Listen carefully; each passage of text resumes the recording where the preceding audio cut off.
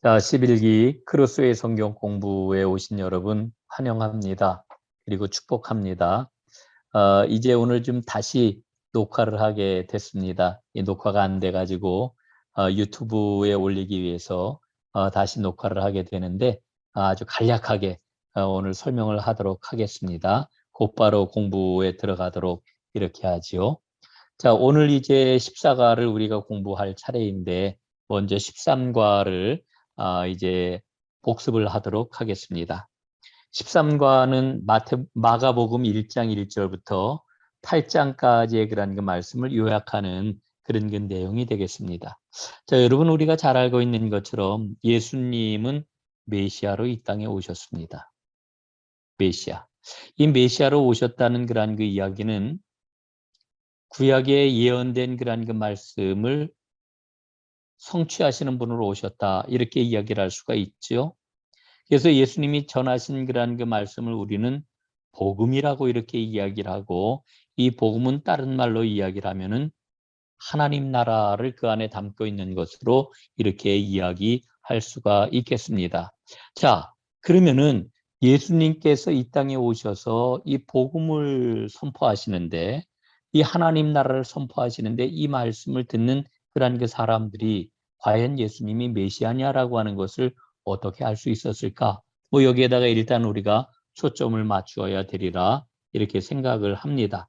그런데 이제 우리가 먼저 좀 생각을 해봐야 될 것은 예수님께서 이 땅에 오셔가지고 하나님 나라의 복음을 전하실 때에 그 사역, 공생애의 사역이 어디에서 이루어졌느냐, 그 순서를 하나하나 생각을 해보는 것도 굉장히 중요하다. 이렇게 이야기할 수가 있겠습니다. 좀 한번 살펴보죠. 제일 첫 번째로 예수님의 사역의 중심지는 바로 갈릴리였다라고 하는 겁니다. 갈릴리 바다를 중심으로 한 갈릴리 지역이 예수님 복음 사역의 본거지였다라고 하는 거고요.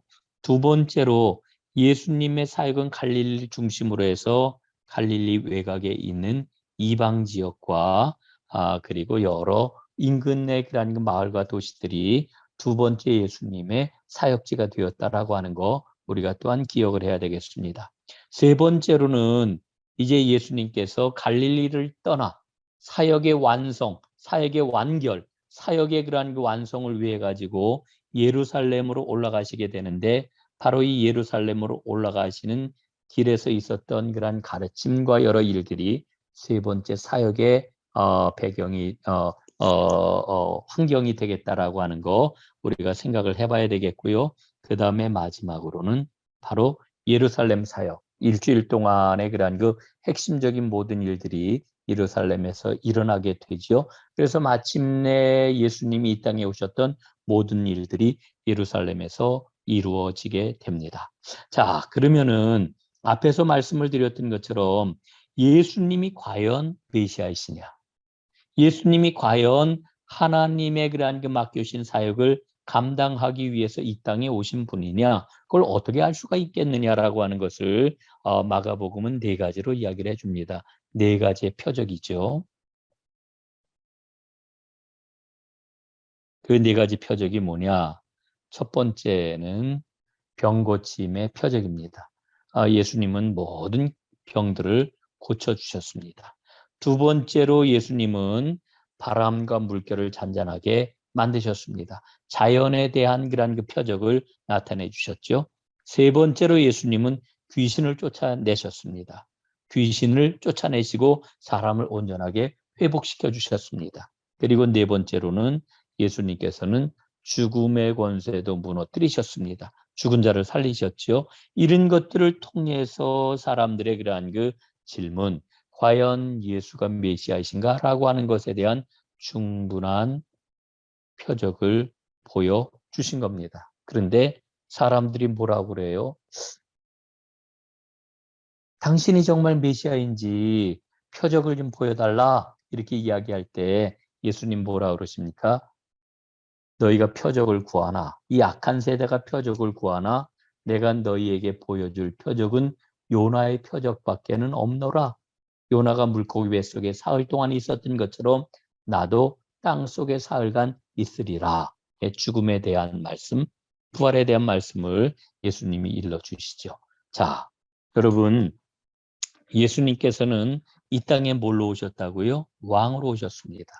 그런데 예수님께서는 왕은 왕이신데 어떤 왕으로 오셨다고요? 섬기는 왕으로 오셨습니다. 그리고 섬기는 왕으로서 이 땅의 메시아 사역을 펼쳐나가시도록 성령께서 충만하게 그분 가운데 임하셨던 것을 우리는 보게 되는 거지요. 자, 다음 그림 한번 보겠습니다. 자, 이제 두 번째 그림을 한번 보도록 하겠습니다. 이 그림은 구약 시대에 있었던 하나님의 창조와 하나님의 출애굽, 그리고 이스라엘 백성이 멸망하고 나서 바벨론 포로로 끌려갔다가 바벨론 포로에서 해방이 되는 예루살렘으로 귀환하는 제2의 출애굽과 그리고 하나님의 새로운 창조, 두 번째 창조에 관해서 일러주고 있는 그런 그림이라고 이야기할 수 있습니다. 뭐 이 첫 번째 창조, 그 다음에 첫 번째 출애굽에 대해서는 뭐 우리가 너무나 잘 알고 있는 그와 같은 말씀이기 때문에 따로 설명을 드리지 않겠습니다. 바벨론에서 이스라엘 백성들이 노예 생활을 하다가 하나님의 도우심으로 예루살렘 귀환하는 이와 같은 장면을 제2의 출애굽이라고 이렇게 이야기할 수가 있겠습니다. 그리고 이사야 51장 말씀에 보면은 이렇게 출애굽하여 예루살렘에 새롭게 돌아온 이스라엘 백성들을 향하여 하나님은 새로운 창조를 이루셨다고 말씀을 합니다. 그러니까 창조 2가 되겠죠. 자, 여기에 빗대어서 이제 예수님의 그러한 그 공생애를 통해서 우리에게 일러주셨던, 우리에게 행하셨던 모든 일을 우리가 어떻게 표현을 할 수가 있겠느냐. 바로 죄와 사망의 존재였던 우리가 예수님의 십자가 보혈의 은혜로 말미암아 구원받아 출애굽한 거죠. 이게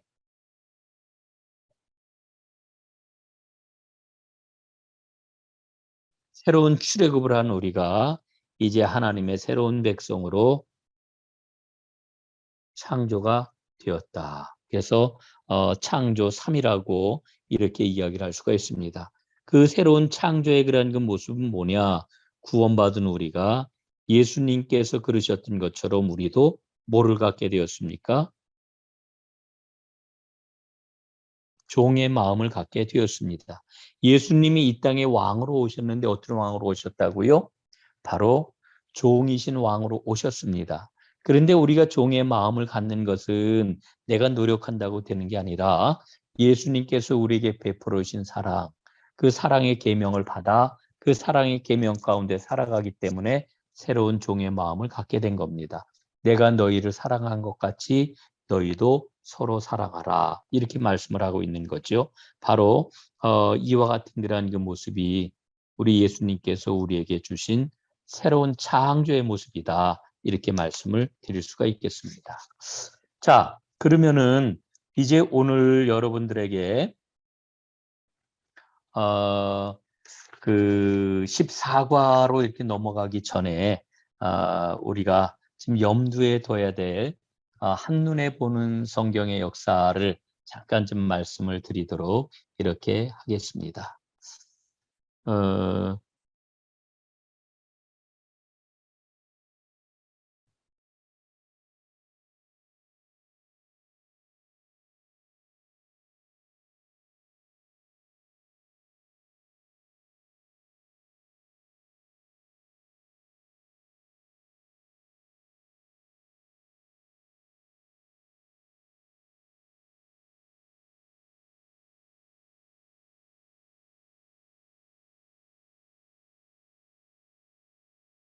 자, 이렇게 한번 그림을 그려 보겠습니다.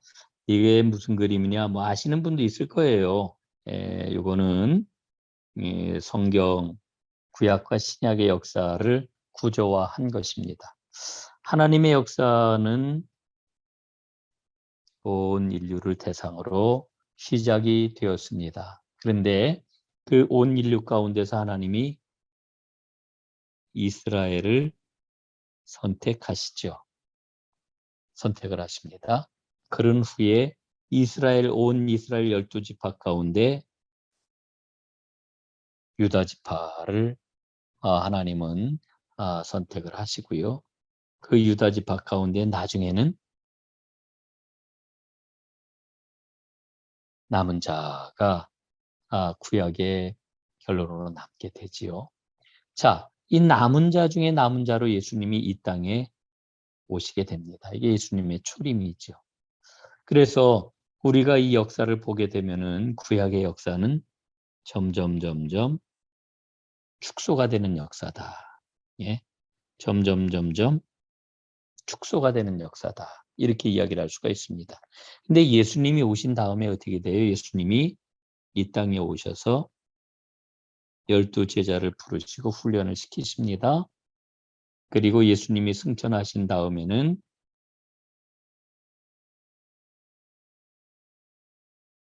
초대교회가 이제 형성이 되게 되지요. 그리고 초대교회가 더욱더 퍼져가 가지고 열방에 교회들이 세워지게 됩니다. 그리고 마지막에는 온 인류가 구원을 받는 날이 올 것입니다. 그래서 신약의 역사는 예수님으로부터 점점 확대되는 역사다.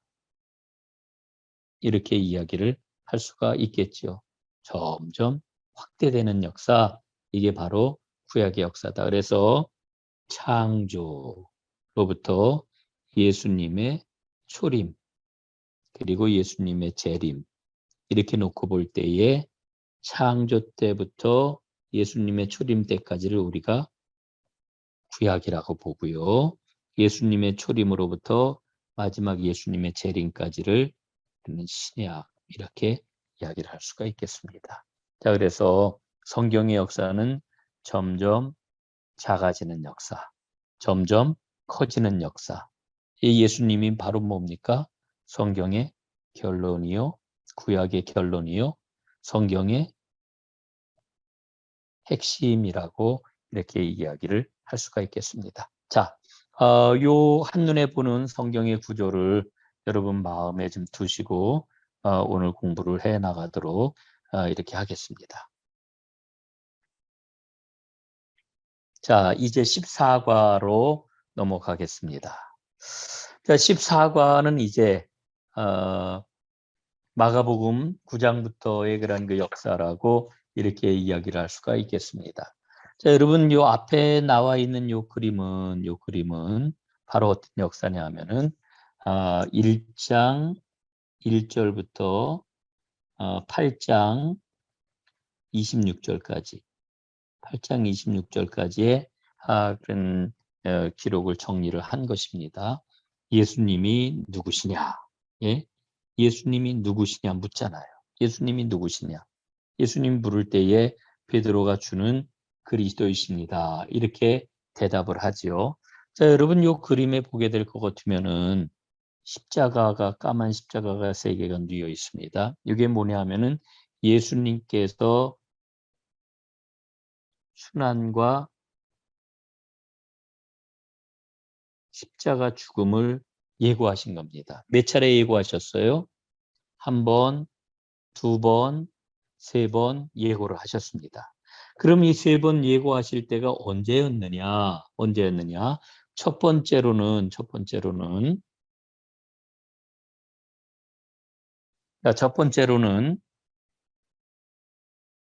가이사랴 필립보에서 예수님이 내가 너희는 나를 누구라고 하느냐 이렇게 물어보신 다음에 제자들이 대답을 하잖아요. 주는 그리스도이십니다. 이 대답을 들으시고 예수님이 십자가 죽으심을 당할 거라고 이렇게 말씀을 합니다. 그러자 제자들은 충격에 빠져요. 예? 어찌할 바 모르고 충격에 빠집니다. 그래서 예수님에게 항의를 하죠. 절대로 그런 일이 있어서는 안 되겠습니다. 그러자 예수님은 뭐라 그러셔요? 사탄아, 물러가라. 예? 너는 하나님의 일을 생각지 아니하고 사람의 일만 생각하는구나. 예? 이게 첫 번째 예수님의 그 예고였습니다. 두 번째 예고는 언제 있었을까요? 두 번째 예고는 변화산 사건을 겪은 후에 예수님이 십자가 죽으심에 대한 두 번째 예고를 해 주십니다. 근데 이때에도 제자들은 어디에 정신이 팔렸었느냐 하면은 누가 더 크냐, 누가 더 높으냐. 여기에 정신이 팔려가지고 예수님의 이 말씀을 이제 제대로 이해하지를 못했습니다. 이들은 여전히 권력을 추구하고 있었던 거지요.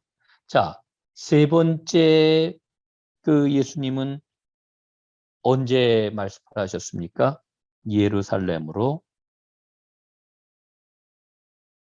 향하실 때 그 길에서 십자가 예고를 하십니다. 근데 이번에도 상황을 보게 될 것 같으면은 야고보와 요한이 예수님에게 뭘 요구를 해요? 예? 주의 나라에서 하나는 좌편에 하나는 우편에 앉게 해주십시오. 이렇게 요구를 하고 있는 것을 봅니다. 이때 예수님이 뭐라고 말씀을 하십니까? 내가 주는 나라는 너희가 생각하는 나라하고 다르다. 예? 다르다. 섬기는 자가 큰 자다. 이렇게 말씀을 해주고 있는 것을 우리는 보게 되는 거죠. 자, 그런데 이런 제자들의 모습을 통해 가지고 우리가 발견하는 바가 무엇입니까? 아, 제자들은 예수님이 말씀하시는 그 하나님 나라를 제대로 알지 못하고 그들이 기대하고 있던 메시아 왕국, 그들이 이 기대하고 있던 메시아는 이를테면은 세상 사람들이 기대하는 거하고 똑같은 그와 같은 기대였던 것을 보게 되는 거죠. 예수님이 오셔서 억압된 정치 상황을 뒤엎으시고 보다 더 배부르게 잘 먹고 잘 살게 해주시고 옛날에 다윗 왕이 그랬던 것처럼 아주 엄청나게 크고 강한 나라를 만드는 것, 이런 기대를 갖고 있었단 말입니다. 그러니까 그 마가복음에 대한 그 구조를 보면은요, 마가복음 아주 재밌습니다. 어떤 구조를 갖고 있느냐 하면은 이 세 번의 그러한 그 십자가의 이 예고를 해주시기 전에 앞뒤로 어떤 기록이 되어 있느냐 하면은 눈먼 자, 맹인의 눈을 뜨게 해주시는 이와 같은 그러한 그 기록이 이 양옆에 딱 배치가 되어 있는 것을 보아요. 마가복음 8장 22절부터 26절에 보면은 바로 벳세다 마을에서 예, 벳세다 마을에서 맹인의 눈을 뜨게 해주시는 이와 같은 장면이 기록이 되어 있는 것을 우리는 보게 되는 거죠. 그런데 이때 벳세다 그 마을에서 예수님이 맹인의 눈을 뜨게 해주실 때 두 번에 걸쳐 안수를 해주셔요. 첫 번 안수를 한 다음에 뭐가 보이느냐 그랬더니 사람 같은 것이 보입니다. 나무처럼 걸어다닙니다. 이러거든요. 보기는 보는데 잘 못 보는 거예요. 지금 제자들의 모습이 바로 그와 같다라고 하는 것을 이 맹인의 모습을 통해 가지고 일러주고 있는 거예요. 자, 그 다음에 이제 그 10장 10장 46절부터 52절까지 말씀을 보게 될 것 같으면은 여리고에서 맹인 바디메오의 그런 그 눈을 뜨게 해 주시는 이와 같은 장면을 보게 돼요. 이때 바디메오가 뭐라고 그래? 예수님을 향해서 다윗의 자손 예수여 나를 불쌍히 여기시고 나를 고쳐 주십시오. 이렇게 얘기한단 말이에요. 다윗의 자손 예수라고 하는 아주 정확한 그런 표현을 예수님에게 이 맹인이 하고 있는 것을 봅니다. 그래서 이 앞뒤로다 이 두 맹인의 눈을 뜨게 해주시는 예수님의 그런 그 사역을 통해 가지고 아직 눈이 제대로 뜨여지지 않은 제자들의 눈이 뜨여져야 된다라고 하는 것을 일러주고 있는 겁니다. 자, 그리고 이제 마침내 예수님은 종려 주일에 예루살렘 입성을 하십니다. 자, 예루살렘 입성을 하실 때 예수님은 뭘 타고 입성을 하셔요? 나귀를 타고 입성을 하십니다. 나귀를 타셨다라고 하는 것은 왕으로 입성을 하셨다는 거예요. 그러나 이 나귀는요, 위풍당당한 존재가 아닙니다. 아주 우스꽝스러워요. 늘 짐만 지고 다니는 그와 같은 짐승이에요. 그래서 왕은 왕인데 어떤 왕? 섬기는 왕. 도무지 말이 되지 않는 이와 같은 왕의 모습을 하고 예수님이 예루살렘에 입성을 하십니다. 자, 이 입성하신 그런 게 예수님 결국은 어떻게 하셔요? 일주일 동안 여러 사건과 여러 가르침을 주시고 이제 십자가 위에서 달려 죽으시게 되지요. 자, 예수님의 이와 같이 이제 예루살렘에서 죽으시는 그런 그 모습을 우리가 좀 전에 봤던 점점점 좁아지는 역사, 점점점 확장되는 역사라고 하는 틀에서 한번 좀 보도록 하겠습니다.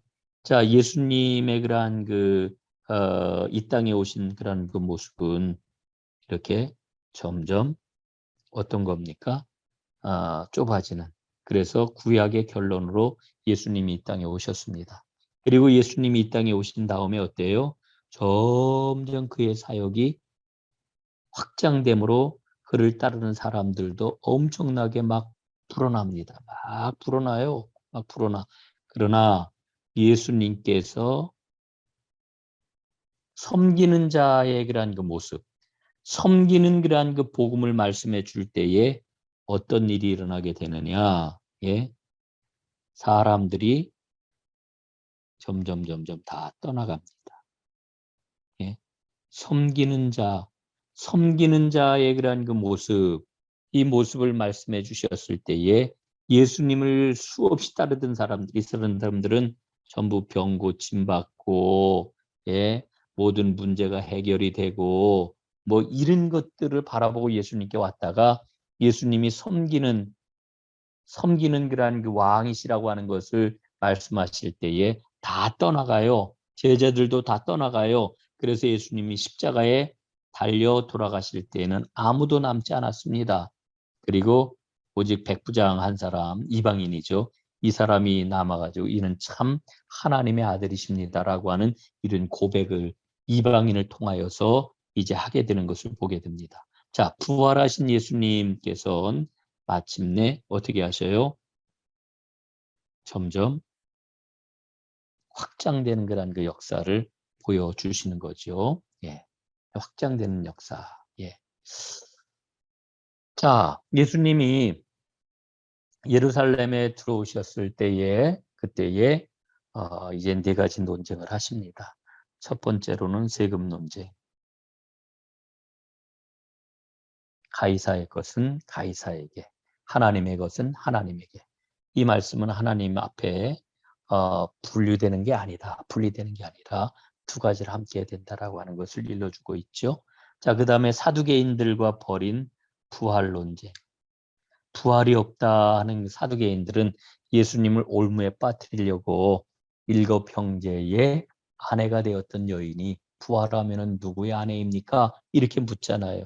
그러니까 예수님이 너희가 부활을 완전히 오해했구나. 부활하면은 장가도 아니 가고 그리고 결혼도 아니한다라고 하는 이와 같은 말씀을 주시지요. 자, 그다음에 세 번째로는 가장 큰 계명,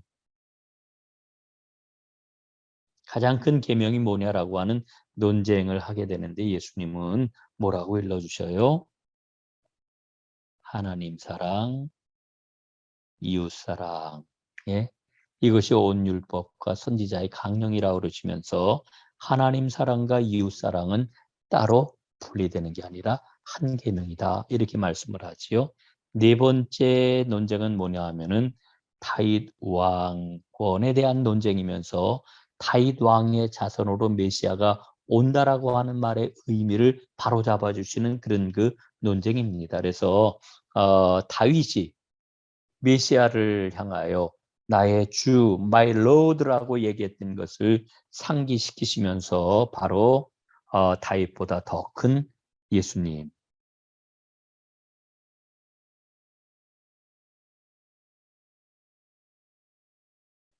하나님이라고 하는 것을 말씀해 주십니다. 자, 이제 다음 그림을 한번 보겠습니다. 이 그림은 마지막 그림이죠. 자, 이 그림의 의미는요, 아주 분명합니다. 옛 이스라엘과 새 이스라엘을 말씀해주고 있는 건데, 이 그림을 통해 가지고 메시아 사역은 뭐라는 거예요? 출애굽 사건과 같다. 예, 이렇게 일러주고 있는 거죠. 자, 한번 보겠습니다. 예수님이 베들레헴에서 태어나셨습니다. 마치 다윗이 베들레헴에서 태어났던 것처럼 예수님 베들레헴에서 태어나셨고요. 그 다음에 예수님은 새로운 솔로몬이라고도 일러주십니다. 그 옛날 이방의 왕들이 솔로몬에게 와서 지혜를 구하면서 예물을 바쳤던 것처럼 이방의 동방박사들이 와서 예수님께 경배하고 예물을 바쳤지요. 자, 그런데 예수님이 어떻게 하셔요?